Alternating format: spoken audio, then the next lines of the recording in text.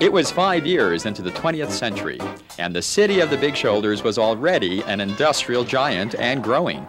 Its people were a perfect example of the American melting pot, arriving from all corners of the world with a wide variety of skills and talents, but a common belief that hard work and better ideas made all things possible.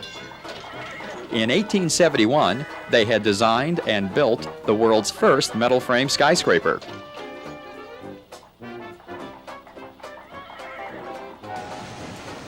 In 1900, innovative engineers actually reversed the flow of the Chicago River, while its factories, steel mills, and businesses of every description shipped their products around the globe. Against this bustling backdrop in 1905, Chicagoan Paul Harris had an idea that business and professional people could join together in fellowship and service to the community. What he didn't know was how quickly his idea, Rotary, would take root and spread throughout the world.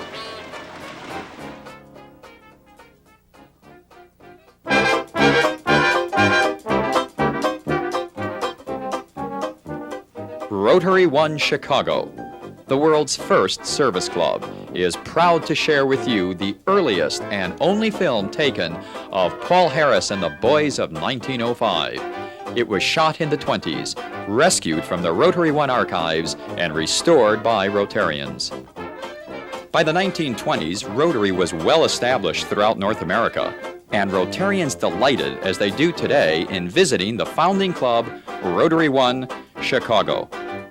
It was only natural that Scarsdale, New York Rotarian Charles Chick Sale, one of the most famous comic performers of the time, should head straight for the Chicago Club's headquarters in the Sherman Hotel. The Sherman House was one of Chicago's best-known hotels. It was the home of Rotary One for 61 years, and when it closed, Rotary One was the last to move its office from the famous hotel.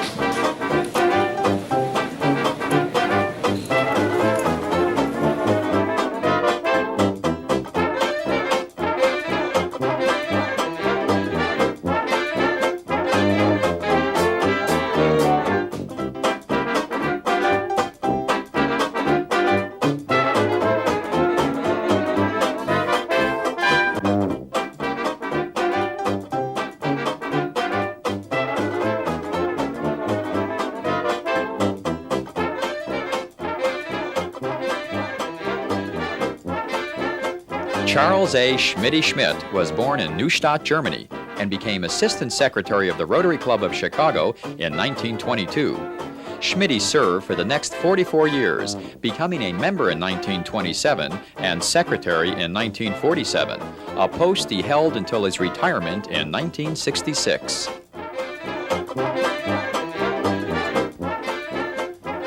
The 1918 influenza epidemic forced the club to shut down for 3 weeks, resulting in the creation of the Rotary Roundtable tradition.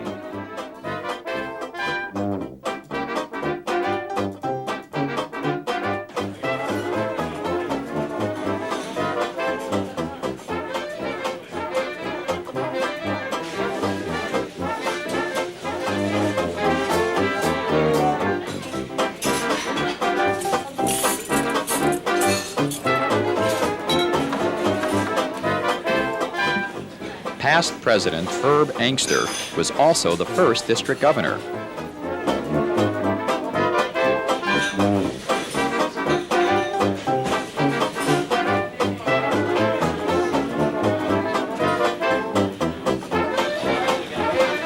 From the very early days of Rotary, social events offered many opportunities to meet not only fellow Rotarians, but their families as well. Regular weekly luncheons featured prominent speakers and entertainers, including the world-renowned John Philip Sousa and his band of 200 Blue Jackets. Early Rotarians enjoyed dinner and theater parties, athletic outings like golf, bowling, or tennis, and Chicago's weather permitting, good old-fashioned picnics in the park. Through world wars and other history-changing events, the boys of 1905 always found ways to focus on the positive and the good in mankind. Every event, from the ending of a war to the changing of a season, was an opportunity to promote fellowship. Every idea was worth hearing, and many of them are working just fine to this very day.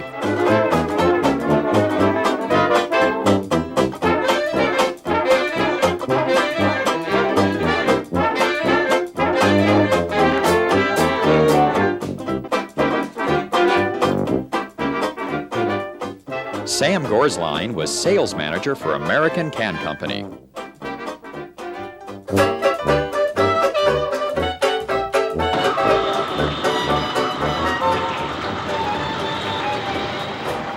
Paul Harris was an attorney, but his adventurous spirit saw him through many other experiences. After graduating from the University of Iowa Law School, he traveled for 5 years, working as a reporter, cowboy, teacher, orange picker, hay baler, marble salesman, actor, and worker on a cattle boat. In 1896, he began to practice law in Chicago, and 9 years later started Rotary.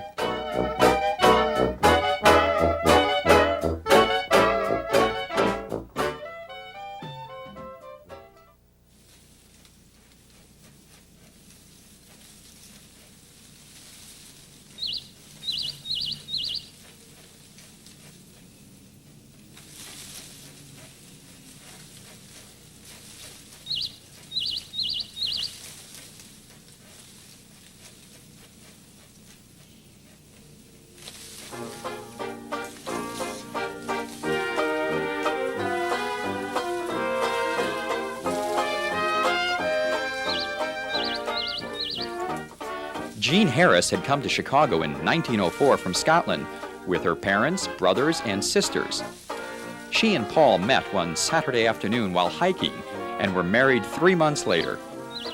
Paul and Jean Harris were justly proud of their home in the Beverly Hills district on Chicago's South Side. Their home on a wooded hill was christened Comely Bank, after the name of the street where she was raised in Edinburgh.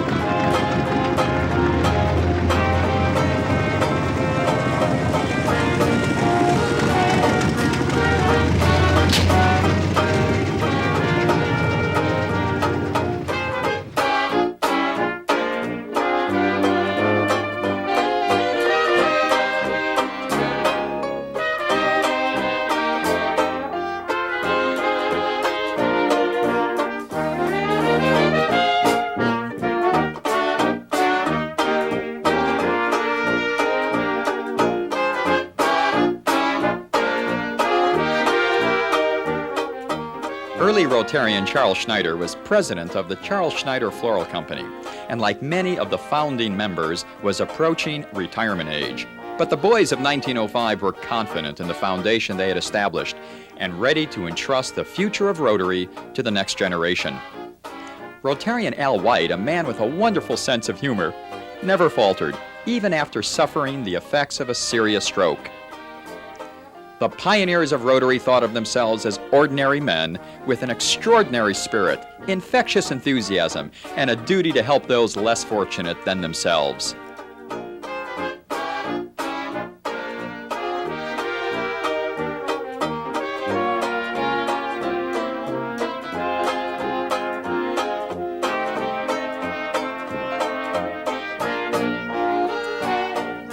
Legendary Chicago urban planner and architect Daniel H. Burnham said, "Make no little plans."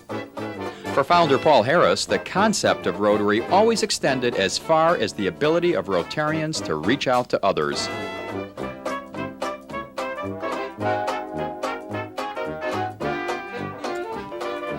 Chess Perry, the first and only national and international secretary, originated the name badge and presided over the first Rotary convention in 1910. Co-founder Harry Ruggles of the Harry Ruggles Printing Company started the luncheon singing tradition in 1905, leading Rotarians with his baton as they belted out such standards as the Stein Song. Sylvester Sheely, the first president of the Chicago Club, was a successful coal dealer and responsible for organizing many charitable programs. William Jensen, the first secretary of any Rotary Club, was in the real estate business.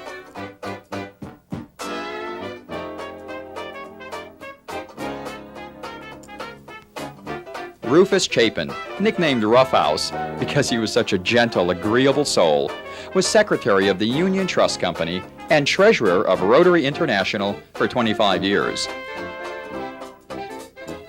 Another past president, Charles Newton, was the originator of the Rotary luncheon idea.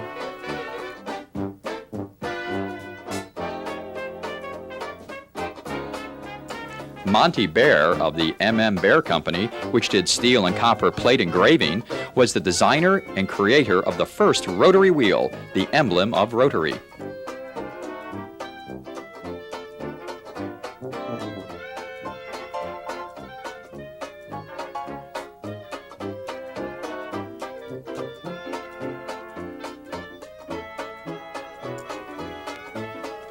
Al White was president of A.L. White Manufacturing Company, makers of cut glass and folding organs, and was the club's second president.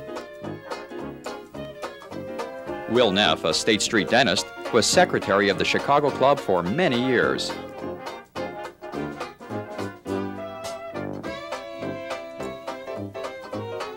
Clark Hawley, an eye, ear, nose, and throat doctor, was the Rotarian who started the club's charity service idea in 1907 with the purchase of a horse for a country doctor.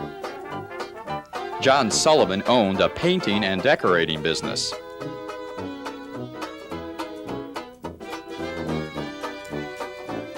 Barney Arnson was a mortician, but his nickname Cupid showed that he was better known for his matchmaking abilities.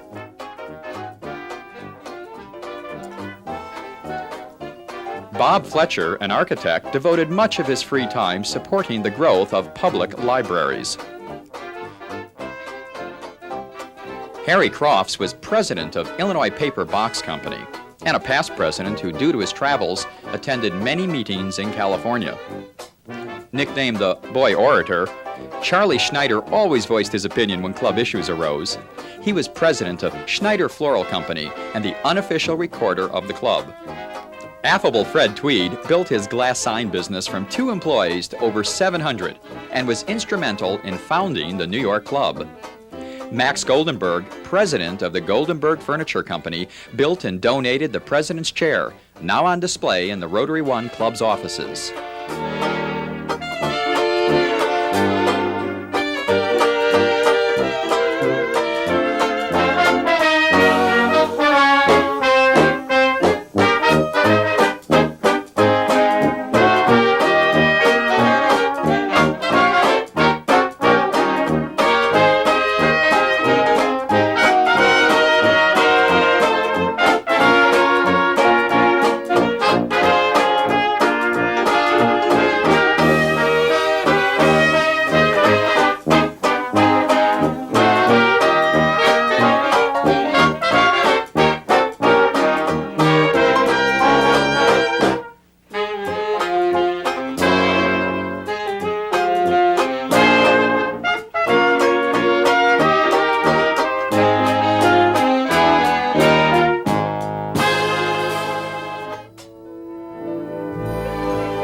Today, Rotarians of every race and creed gather in over 150 countries around the world to carry on the fellowship and tradition of service established by the boys of 1905.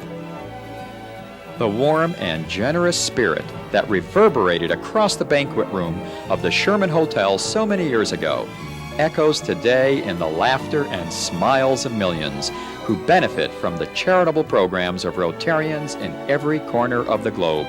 Rotary One Chicago, Paul Harris's founding club, remains today a vibrant example of the ideals established by the boys of 1905. Its Tuesday luncheons, just a few blocks from the original Sherman Hotel, feature prominent speakers and warmly welcome visiting Rotarians from clubs all around the world. The Gyrator has also come a long way, but is still written by Rotarians and still reports on the many charitable Rotary One events that carry on the work of the founding members.